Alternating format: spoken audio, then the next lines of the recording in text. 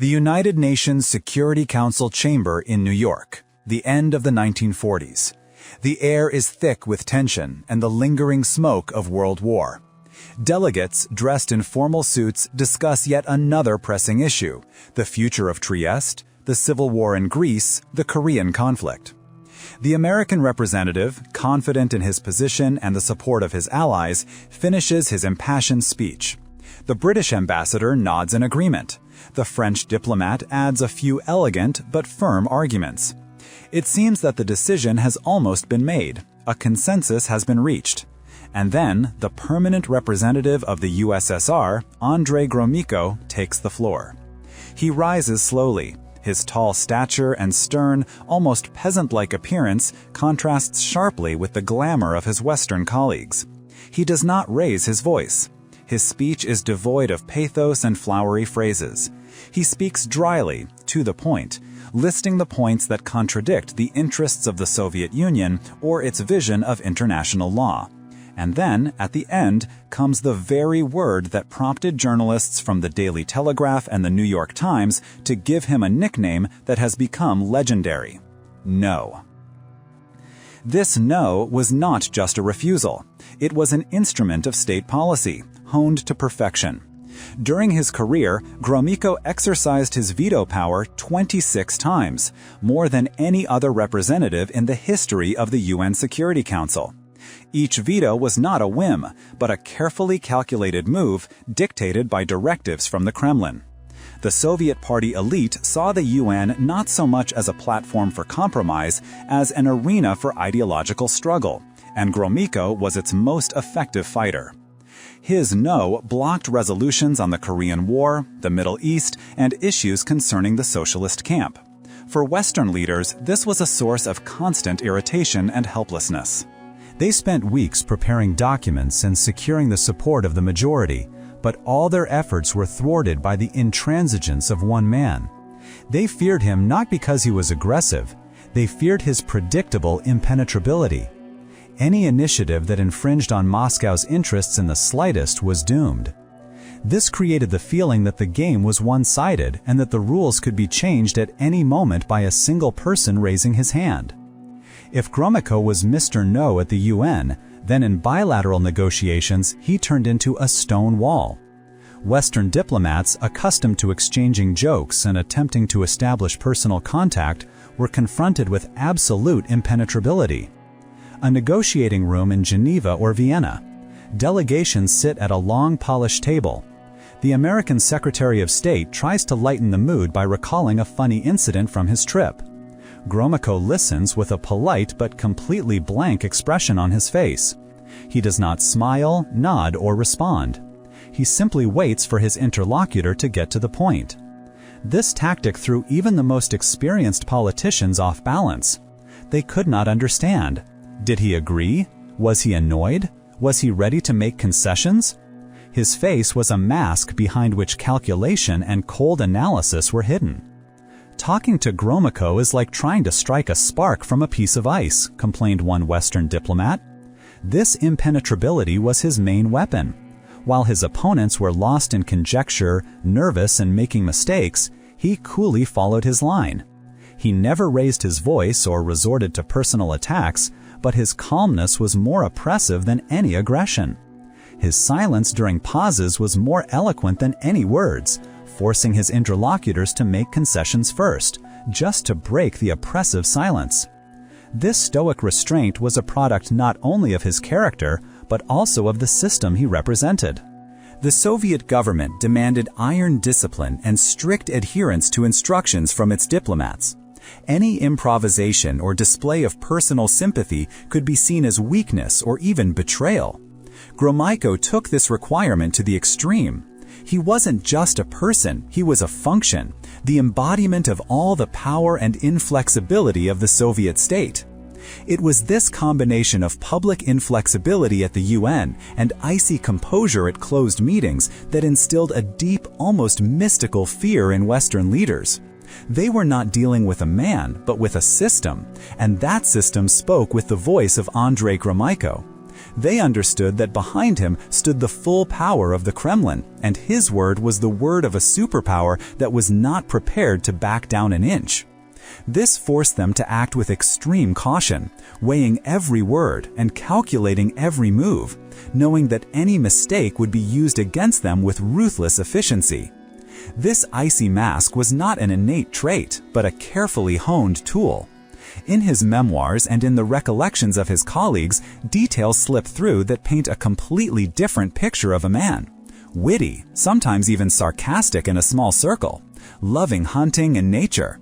But as soon as he crossed the threshold of the negotiating room, his personal self disappeared. He became the embodiment of the state machine, faceless and therefore invulnerable.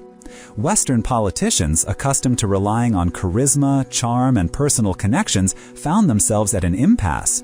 Their standard tactics did not work.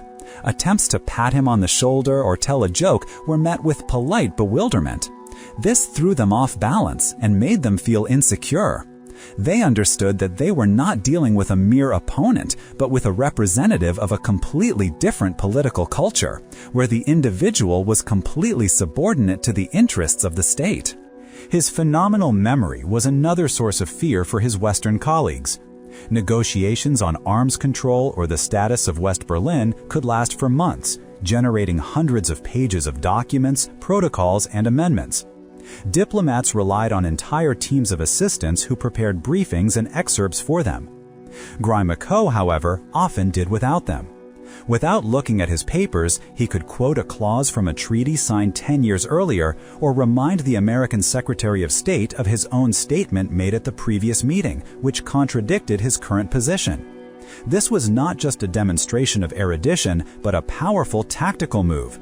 He caught his opponents in inconsistencies, exposing their forgetfulness or deliberate distortion of facts. After several such incidents, Western delegations began to panic at the slightest inaccuracy. They knew that Gromyko would notice it and not fail to use it. His memory turned negotiations into a minefield where every wrong step could lead to a diplomatic explosion. He remembered everything: verbal agreements, backroom promises, reservations. This deprived Western partners of room for maneuver and forced them to adhere to the letter of the agreements with extreme precision. His intellectual superiority was particularly evident during the preparation of the treaty banning nuclear weapon tests in the atmosphere, in outer space, and underwater in 1963. The negotiations were difficult, with the parties bogged down in technical details. Gromyko, not being a nuclear physicist, thoroughly studied the issue. He used terms such as seismic monitoring and radioactive fallout characteristics with such confidence that he confused American and British experts. He did not simply convey the position of Soviet scientists, he understood the essence of the problem and was able to discuss the intricacies of verification on an equal footing.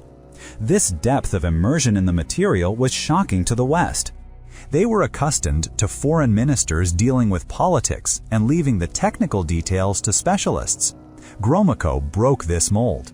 He was a universal soldier, capable of fighting on any field, from legal formulations to scientific disputes. This made him an even more dangerous opponent, because he could only be attacked on his own territory, the territory of impeccable facts and ironclad logic. The key moment that cemented his reputation as a man not to be trifled with was the Caribbean crisis. His meeting with President John F. Kennedy at the White House on 18 October 1962 went down in the annals of diplomacy as an example of the highest art of bluffing and psychological pressure. American intelligence already had photographs of Soviet missiles in Cuba, but Kennedy decided not to reveal his cards and instead try to hear the truth from Gromyko himself. He asked the Soviet minister directly about the presence of offensive weapons on the island. Gromyko, looking the president straight in the eye, stated with icy calm that Soviet aid to Cuba was exclusively defensive in nature. Technically, he did not lie. In Soviet military doctrine, missiles were considered weapons of deterrence, i.e., defense. But in essence, it was a grandiose piece of disinformation. Kennedy, who had irrefutable evidence in his hands, was struck by Gromyko's composure and audacity. He realized that he was dealing with a man who would not flinch even on the brink of nuclear war. This meeting showed the American establishment that Gromyko was prepared to go all the way, and that even his most reassuring words could conceal a deadly threat. This episode made Western leaders abandon their attempts to test him or catch him out for good. They understood that he played by his own rules, and that the price of a mistake in this game was global catastrophe. His unprecedented tenure as minister, 28 years, turned him into a living institution.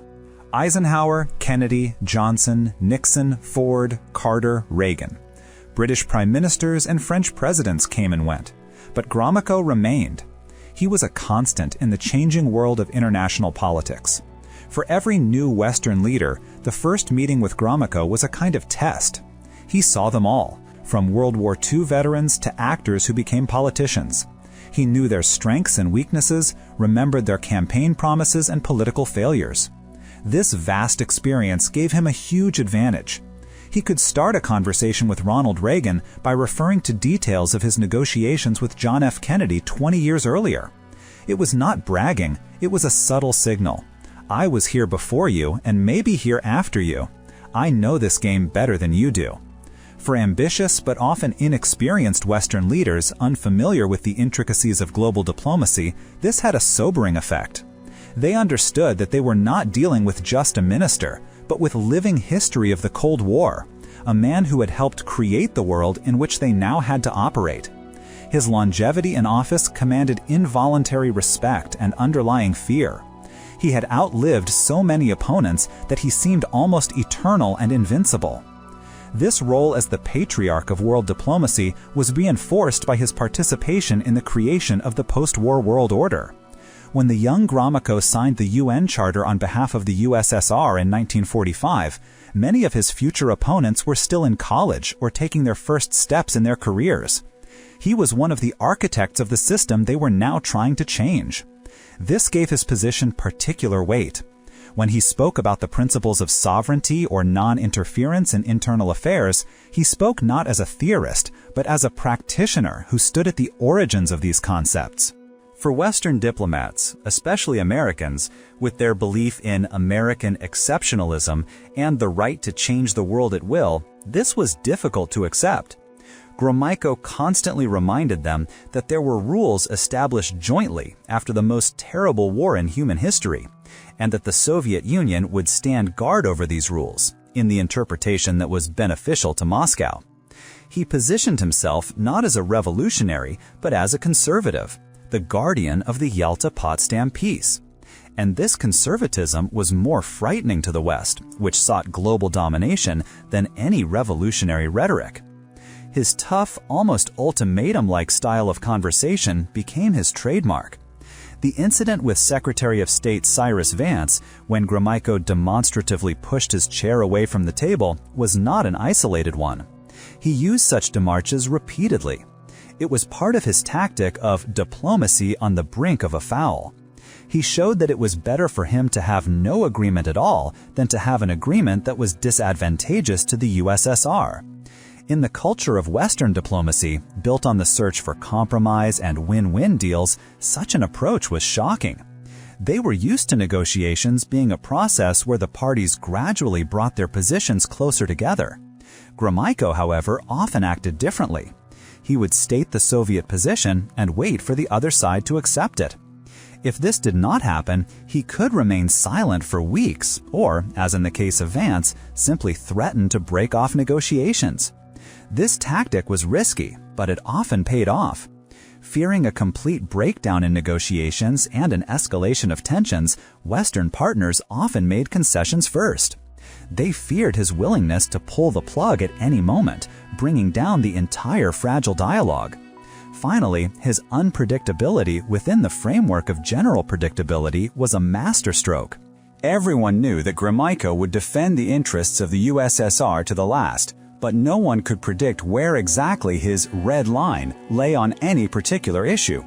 He could stubbornly insist on a single phrase in a treaty for months, and then suddenly agree to a compromise on a much more important point, or vice versa. This tactic kept his opponents in constant tension. They could not develop a unified strategy to counter him because he acted differently each time, based on specific instructions from the Politburo and his own analysis of the situation. His decisions were not impulsive. They were based on deep calculation, but this calculation was hidden from prying eyes behind his impenetrable mask. Western leaders and their analytical services struggled to unravel Gromyko's logic, but were unable to come up with a universal key. He remained a black box to them, frightening with his rational but completely closed decision-making system. It was this combination of iron consistency in strategy and tactical flexibility that made him the most complex and dangerous negotiator of his era.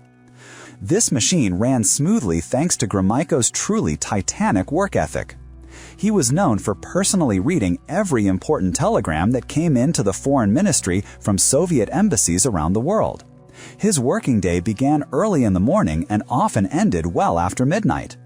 Unlike many of his Western colleagues who relied on brief summaries from their assistants, Gromyko delved into the primary sources. He demanded full transcripts of conversations, intelligence reports, and analytical notes. This obsession with detail gave him a tremendous advantage. When a controversial issue arose during negotiations, such as the political situation in a small African country, the American Secretary of State would turn to his advisors, while Gromyko could quote from memory a recent report by the Soviet ambassador to that country, pointing out nuances that the American delegation was not even aware of. This gave his opponents the impression that he knew absolutely everything, that his information network was total. They feared not only his intellect, but also the gigantic, invisible machine of information gathering and analysis behind him, of which he seemed to be the brain center. It is important to understand that Gromyko was not the creator of foreign policy, but its brilliant executor. His inflexibility was explained not so much by personal stubbornness as by the fact that he was the conduit for the collective will of the Politburo of the Central Committee of the Communist Party of the Soviet Union. He never went beyond the directives he received. Western diplomats who tried to appeal to his common sense or offered unconventional solutions face to face came up against a brick wall. He had no mandate to improvise. His task was similar to that of a surgeon, to perform an operation with maximum precision according to a pre-approved plan. This deprived him of flexibility, but at the same time made his position absolutely predictable in its firmness. Western leaders understood that arguing with Gromyko was like arguing with the entire Soviet system. To get him to budge, it was necessary not to change the mind of one person, but to force the entire Kremlin to change its opinion, which was practically impossible.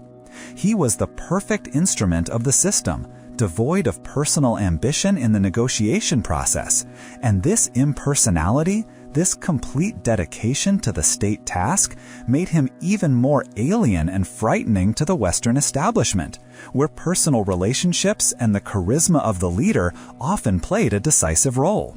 His physical presence reinforced this effect. Few could withstand the famous Gromyko stare, a heavy, piercing, scrutinizing gaze from under his eyebrows. He could stare silently at his interlocutor for several minutes, during which time the person would feel completely exposed, as if being scanned by an X-ray. Henry Kissinger, one of the few who could be considered his intellectual equal, described their duels as exhausting chess games. Kissinger, a master of shuttle diplomacy and a brilliant improviser, tried to unsettle the Soviet minister, luring him into a maze of complex multi-move combinations. Gromyko responded with a solid defense and simple hammer-like moves. He used the tactic of diplomatic attrition. The negotiations could last 8 to 10 hours a day, with minimal breaks. Gromyko seemed tireless. He sat with his back straight, monotonously and methodically repeating the Soviet position over and over again, while his opponents, their assistants and interpreters collapsed from exhaustion. By the end of the day, the exhausted American delegation was ready to make concessions just to end the grueling marathon. Gromyko, however, was as fresh as he had been at the beginning. He turned the negotiations into an endurance test, and in that test, he was unrivaled.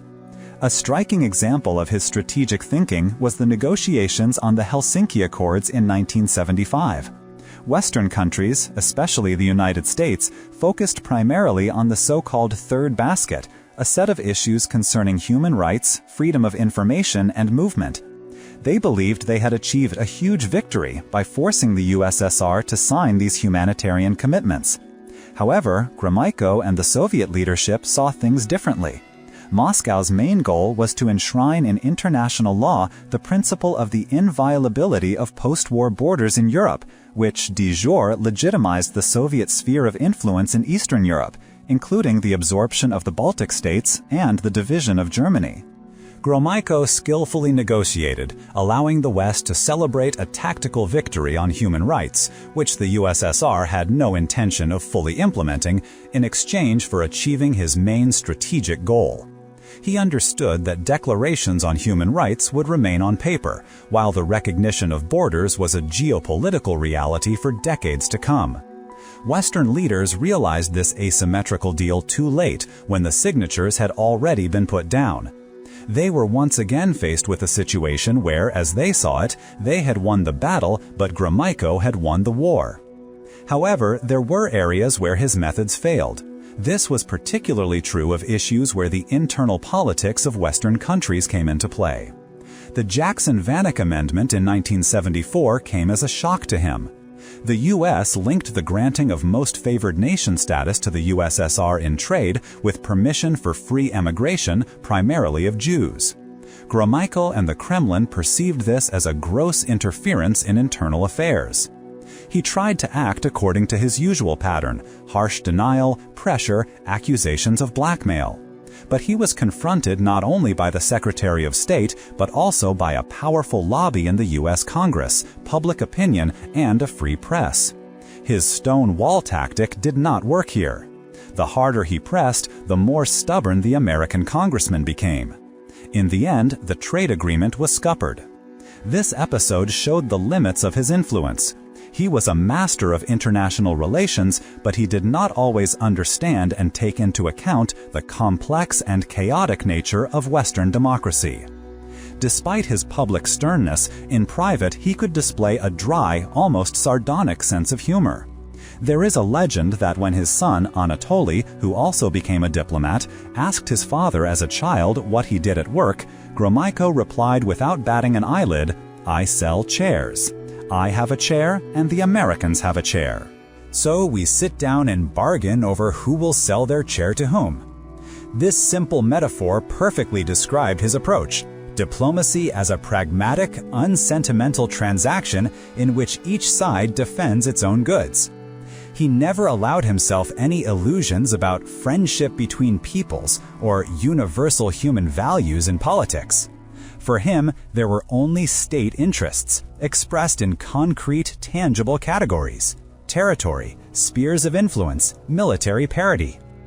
It was he, this pillar of the Soviet system, who played a key role in its dismantling, without even knowing it.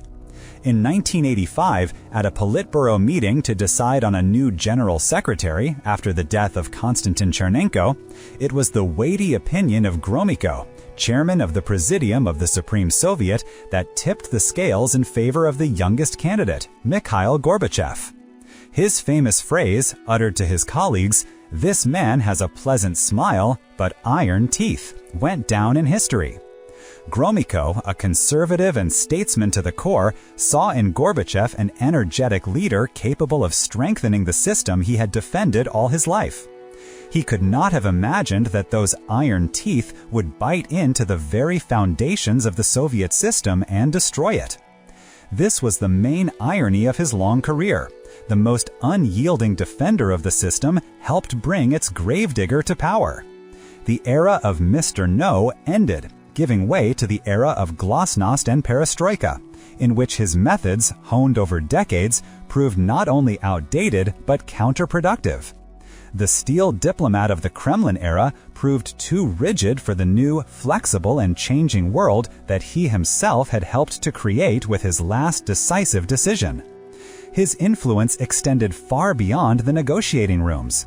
Gromyko personally oversaw the training of diplomatic personnel at MG Mako, turning it into an elite educational institution, a breeding ground for specialists trained in his own spirit of patriotism, discipline, and deep knowledge. He personally reviewed the records of the best graduates, selecting those who possessed the necessary steel endurance. In this way, he created an entire school of Soviet diplomacy, which continued to operate according to his model even after his departure. Western intelligence services understood perfectly well that they were dealing not with Gromyko alone, but with an entire army of his clones, young, ambitious, and brilliantly trained diplomats who saw the world through his eyes. This created a sense of systematic, long-term confrontation, where one unyielding minister would be replaced by another, equally impenetrable one. Interestingly, despite his ideological rigidity, Gromyko was a pragmatist. He was one of the first in the Soviet leadership to realize the futility of the arms race and became the architect of the policy of détente in the 1970s. It was he who paved the way for Brezhnev's meetings with Nixon and Ford, working out the details of the SALT I and SALT II treaties. However, Western leaders feared even his peacefulness. They saw détente not as a sincere desire for peace, but as a cunning tactical ploy by the Kremlin aimed at gaining a respite, rearming, and deceiving the gullible West. Gromyko's personality and his reputation as Mr. No worked against him. No one believed that such a tough player could sincerely desire compromise. Every proposal he made was scrutinized for hidden tricks, which greatly slowed down the process and fueled mutual distrust. His asceticism and personal modesty also contributed to his intimidating image. Unlike many Western politicians, he was not interested in luxury and did not participate in social events beyond what was necessary for protocol. His life was devoted to his work. This almost monastic devotion to his cause seemed alien and even sinister to Western leaders, who were accustomed to politics as part of social life. They could not understand the motivation of a man who seemed to be devoid of normal human weaknesses. This dissimilarity, this cultural and mental gulf, gave rise to a subconscious fear. He was not just a political opponent. He was a representative of a different civilization, with different values and a logic that was impossible to fathom. His influence extended to the Soviet press, which he used as another instrument of pressure. Often, before important negotiations, a harsh article would appear in Pravda or Izvestia, written under a pseudonym but obviously inspired by the foreign ministry. It set out the uncompromising position of the USSR, which immediately set the tone for the upcoming meeting and deprived the Western side of any hopes for easy concessions. In this way, Gromyko cemented his negotiating positions in advance, making them public and demonstrating that retreat was impossible. Andrei Gromyko remains an example of a diplomat whose combination of will, knowledge, and tactics struck fear into Western leaders. His legacy reminds us how one individual could influence global processes and why, in an era of confrontation, each of his meetings became a test for his opponents.